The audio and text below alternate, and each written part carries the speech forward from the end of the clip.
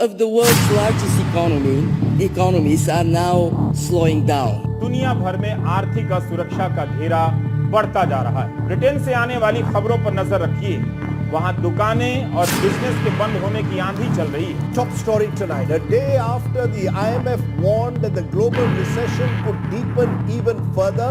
क्या आर्थिक मंदी ने भारत में दस्तक दे दी है और आने वाला समय इन्वेस्टर्स के लिए कैसा रहेगा और इस आर्थिक मंदी का उनके इन्वेस्टमेंट पे क्या असर पड़ेगा? इंटरनेशनल मॉनेटरी फंड यानी कि IMF और ऐसी ही कई अन्य संस्थाओं ने क्या घोषणाएं की हैं रिसेशन को लेके? कब तक और कितने समय तक इस आर्थिक मंदी यानी कि रिसेशन का खतरा बना रहेगा पूरी दुनिया में और इंडिया में? और वो कौन से कदम उठाने आपको एज ए इन्वेस्टर जिससे आने वाली रिसेशन का कम से कम असर पड़े आपके निवेश पर, आपके इन्वेस्टमेंट पर? इन सभी सवालों के जवाब जानेंगे इस वीडियो में। तो आइए शुरू करते हैं। तो बढ़ते हैं पहले सवाल की ओर, यानी कि IMF यानी कि इंटरनेशनल मॉनेटरी फंड और वर्ल्ड बैंक ने रिसेशन को लेके क्या घोषणाएं की हैं। और आपकी जानकारी के लिए बता दूं कि IMF यानी कि इंटरनेशनल मॉनेटरी फंड ने पिछले एक साल में 3 बार ग्लोबल इकोनॉमिक ग्रोथ की दरों को घटाया है। और IMF की चीफ ने खुद इस बात को कंफर्म किया है कि आने वाले साल यानी कि 2023 में पूरे विश्व की ग्लोबल इकोनॉमिक रफ्तार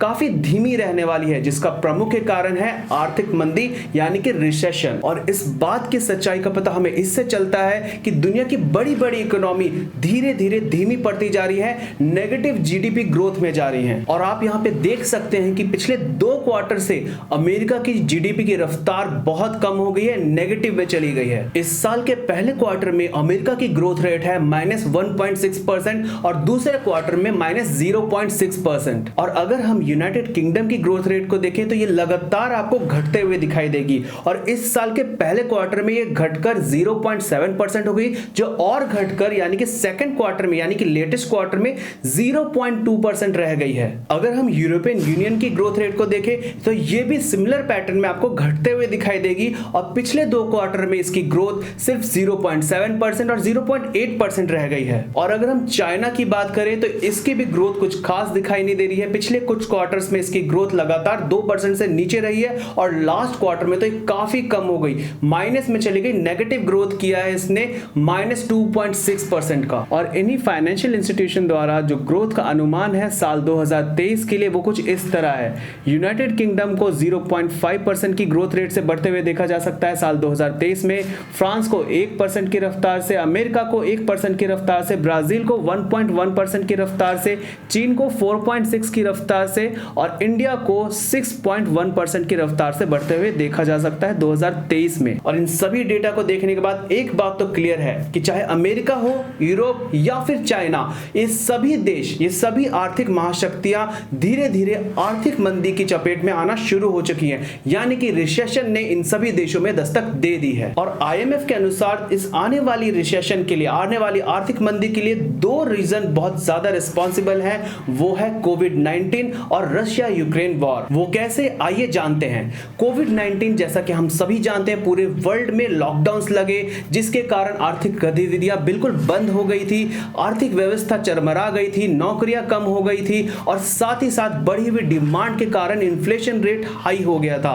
और इन सब सिचुएशन से अभी हमने संभलना ही शुरू किया था कि इस साल की शुरुआत में यानी 2022 की फरवरी में रशिया यूक्रेन वॉर छिड़ गया और इस रशिया यूक्रेन वॉर के कारण तेल की कीमत में बहुत भारी उछाल आया और साथ ही साथ पूरे वर्ल्ड में, पूरे विश्व में एनर्जी क्राइसिस क्रिएट हो गई, जिसका सबसे बड़ा खामियाजा यूरोपियन देशों को चुकाना पड़ा और साथ साथ उन देशों को जो भारी मात्रा में तेल को इंपोर्ट करते हैं। और इन सभी रीजंस के कारण पूरे विश्व में महंगाई दर बहुत ज्यादा बढ़ गई है। अमेरिका में पिछले कई सालों में सबसे हाईएस्ट महंगाई दर देखी जा रही है, सेम कंडीशन है यूरोप की और इंडिया में भी महंगाई दर 7% से ऊपर जा चुकी है। और पिछले कुछ समय में हमने देखा है कि इन सभी देशों की सेंट्रल बैंकों ने लगातार इंटरेस्ट रेट को बढ़ाया है इस इन्फ्लेशन को कंट्रोल करने के लिए, लेकिन इनकी लाख कोशिशें करने के बाद भी इन्फ्लेशन है जो कि कम होने का नाम नहीं ले रही और अपनी चरम सीमा पे पहुंच चुकी है। और कई इकोनॉमिस्ट का यह भी मानना है कि पिछले कुछ समय में लोगों के रियल इनकम में काफी भारी गिरावट आई है और अगर इन्फ्लेशन को टाइम रहते कंट्रोल नहीं किया गया और अगर रिसेशन आ गई इस बीच, तो इन दोनों के कॉम्बिनेशन से से जो खतरा बढ़ेगा इकोनॉमी के लिए वो और भी ज्यादा होगा और ये दोनों कंडीशन स्टैगफ्लेशन को जन्म देगी। स्टैगफ्लेशन से मतलब ये है कि रिसेशन के दौरान देखा गया है कि भारी मात्रा में नौकरियां जाती है, मास ले ऑफ होते हैं और अगर ऐसे सिचुएशन में महंगाई दर बहुत ज्यादा बढ़ी हुई हो तो ये मंदी का जो दौर है, जो रिसेशन का दौर है, वो काफी लंबे समय तक कंटिन्यू रह जाता है और इस सिचुएशन को स्टैगफ्लेशन कहते हैं, जो किसी भी इकोनॉमी के लिए बहुत ही घातक होता है और इसके कारण मार्केट में डिमांड में काफी गिरावट आ जाती है और इंडस्ट्रियल प्रोडक्शन काफी कम हो जाता है। और यहाँ पे ये सभी इकोनॉमिस्ट ये भी मानते हैं कि अगर अब मंदी आती है, इस दौरान मंदी आती है, तो इसका स्वरूप 2008 की मंदी जैसा हो सकता है और 2008 में आपको बता दूं कि स्टॉक मार्केट 53% तक क्रैश हो गए थे। और अगर हम बात करें पिछले 4 आर्थिक मंदी, पिछले 4 रिसेशन की, तो 1975, 1982, 1991 और 2008 की आर्थिक मंदी में एक चीज कॉमन थी, वो ये कि लोगों ने अपनी स्पेंडिंग कम कर दी और अपनी सेविंग्स बढ़ा दी। सिमिलर चीज हमने फॉलो करते हुए देखा कॉर्पोरेट्स को। कॉर्पोरेट्स ने भी अपनी ग्रोथ पे लगाम लगाई, अपनी सेविंग्स बढ़ाई, अपने डेट पे फोकस करना स्टार्ट किया और मास ले ऑफ किया कॉस्ट कटिंग के नाम पे। और इन सब के कारण एक रिपल इफेक्ट क्रिएट हुआ जिसके कारण मंदी का दौर आ गया और जो काफी लंबे समय तक यानी 6 महीने से 2 साल तक रह गया। इन चारों आर्थिक मंदी, इन चारों रिसेशन में एक और बात कॉमन है जिसका जानना बहुत ही जरूरी है, वो ये कि इन चारों आर्थिक मंदी में इन्वर्टेड यील्ड कर्व फॉर्म हुए थे। अब ये इन्वर्टेड यील्ड कर्व क्या है? इन्वर्टेड यील्ड कर्व से मतलब ये है कि एक नॉर्मल सिनेरियो में जो गवर्नमेंट बॉन्ड्स होते हैं, हायर मैच्योरिटी वाले ज्यादा यील्ड देते हैं और लोअर मैच्योरिटी वाले कम यील्ड देते हैं। और जब ये सिचुएशन पलट जाती है यानी कि छोटी मैच्योरिटी वाले बॉन्ड के यील्ड जब बढ़ जाते हैं कंपेयर टू बड़े मैच्योरिटी वाले गवर्नमेंट बॉन्ड के, तब इस सिचुएशन को हम इन्वर्टेड यील्ड कर्व कहते हैं। और आपकी इंफॉर्मेशन के लिए आपको बता दूं कि इस समय करंटली 18 देशों की गवर्नमेंट बॉन्ड के yield inverted yield curve form कर रहे हैं और इन कंट्रीज के नाम है Pakistan, Kazakhstan, Brazil, Mexico, Nigeria, Ukraine, Russia, Hungary, Turkey, Chile, Canada, चेक Republic, Hong Kong, United States, Poland, Iceland, Sweden and South Korea. तो हम यहाँ पे साफ देख सकते हैं कि हिस्ट्री अपने आप को फिर से रिपीट करते हुए दिखाई दे रही है और हो सकता है कि आने वाले समय में ये 5वीं आर्थिक महामंदी हमारे सामने आ जाए। तो इसके साथ हम बढ़ेंगे हमारे नेक्स्ट क्वेश्चंस की तरफ, जहां पे हम ये जानने की कोशिश करेंगे कि क्या इंडिया में रिसेशन आ गया है या आने वाला है, इन्वेस्टर्स के लिए आने वाला समय कैसा रहने वाला है और उनके निवेश पे इस रिसेशन का क्या असर पड़ेगा। तो आइए कुछ इंडिकेटर्स की मदद से समझने की कोशिश करते हैं कि इंडिया में रिसेशन आया है कि नहीं। यहाँ पे सबसे पहले हम देखेंगे सितंबर 2022 के IIP डेटा को, यानी कि इंडेक्स ऑफ इंडस्ट्रियल प्रोडक्शन, जो हमें इंडस्ट्री की ग्रोथ रेट को दिखाता है। और यहाँ पे हम क्लियरली देख सकते हैं कि IIP नेगेटिव ग्रोथ में है, यानी कि इंडस्ट्री की ग्रोथ नेगेटिव हो चुकी है, -0.8% पे आ गई है। और अगर हम इस डेटा को कंपेयर करें पिछले साल से, तो एक भारी गिरावट, एक शार्प डिक्लाइन देखने को मिल रहा है। यहाँ पे पिछले साल IIP की ग्रोथ रेट थी 13% की, जो घट के अब नेगेटिव हो चुकी है -0.8% की।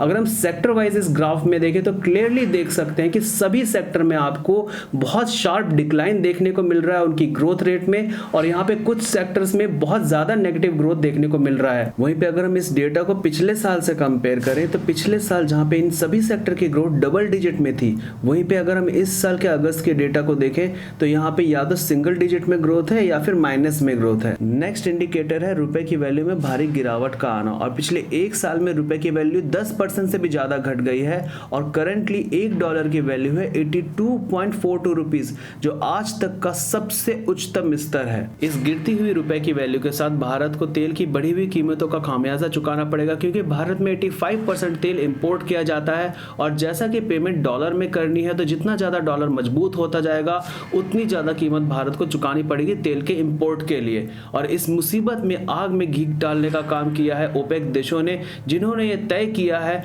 कि प्रतिदिन 20 लाख बैरल तेल कम उत्पादन करेंगे। और इस गिरती हुई रुपए की वैल्यू का खामियाजा भारत को एक और तरीके से चुकाना पड़ रहा है, वो ये कि भारत के फॉरेन रिजर्व्स की वैल्यू कम होती जा रही है दिन पर दिन।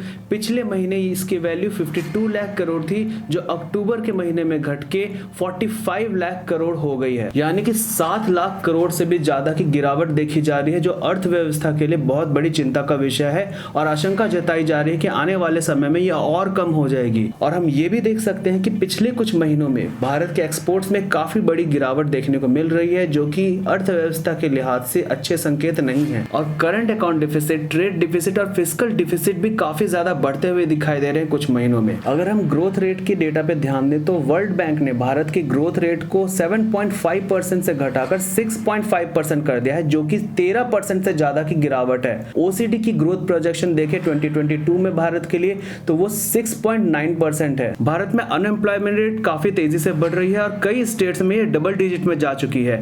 फॉरेन रिजर्व्स काफी तेजी से नीचे आ रहे हैं, फ्यूल प्राइस काफी तेजी से बढ़ रहे हैं, इन्फ्लेशन काफी तेजी से बढ़ रहा है और कम होने का नाम नहीं ले रहा। रिजर्व बैंक ऑफ इंडिया की लाख कोशिश के बाद भी ये 7% से नीचे नहीं आ रहा और करंटली ये 7.4% है। रिजर्व बैंक ऑफ इंडिया ने भारत की जीडीपी ग्रोथ को 7.2% से घटाकर 7% कर दिया है, जो कि 3% की गिरावट है। रेटिंग एजेंसी मूडीज ने भारत की ग्रोथ रेट को 8.8% से घटाकर 7.7% कर दिया है, जो कि 12% की गिरावट है।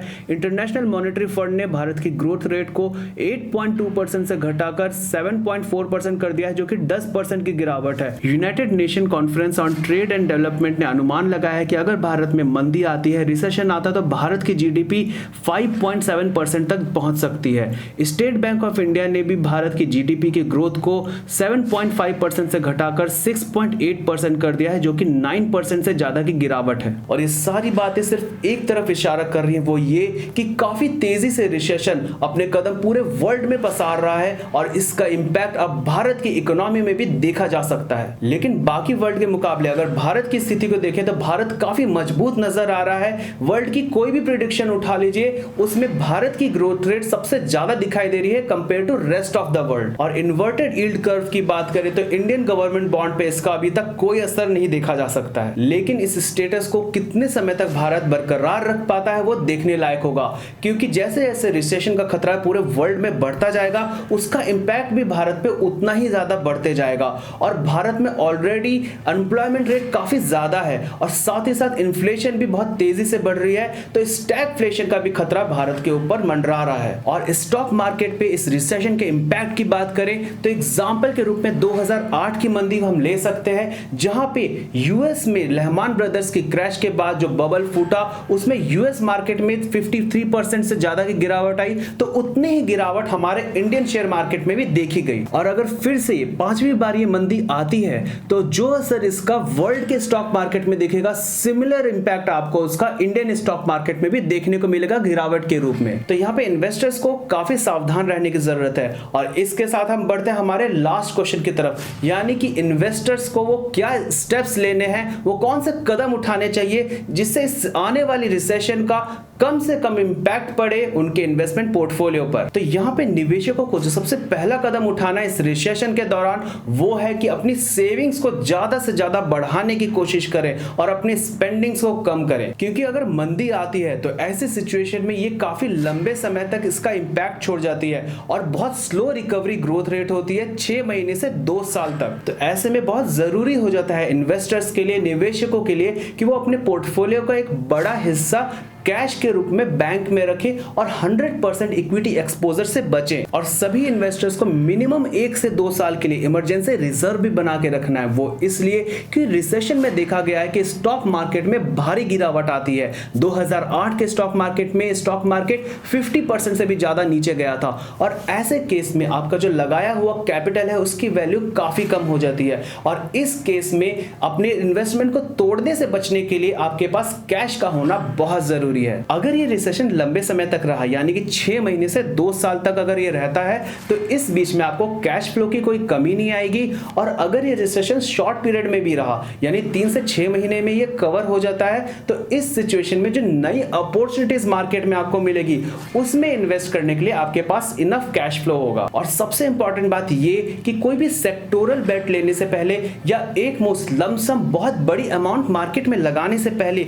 एक अच्छी खासी रिसर्च जरूर कर लें, नहीं तो लंबे समय तक के लिए आपका पैसा फंस सकता है और नेगेटिव ग्रोथ मिल सकती है आपको। तो आने वाले समय में रिसेशन और इन्वेस्टमेंट से जुड़ी अपडेट्स पाने के लिए हमारे चैनल को सब्सक्राइब करके बेल नोटिफिकेशन जरूर प्रेस करें और इस वीडियो को मैक्सिमम से मैक्सिमम लोगों तक पहुंचाकर जागरूकता फैलाते रहें। तो जल्द मिलते मिलते हैं इन्वेस्टमेंट से जुड़ी एक और इंटरेस्टिंग वीडियो के साथ।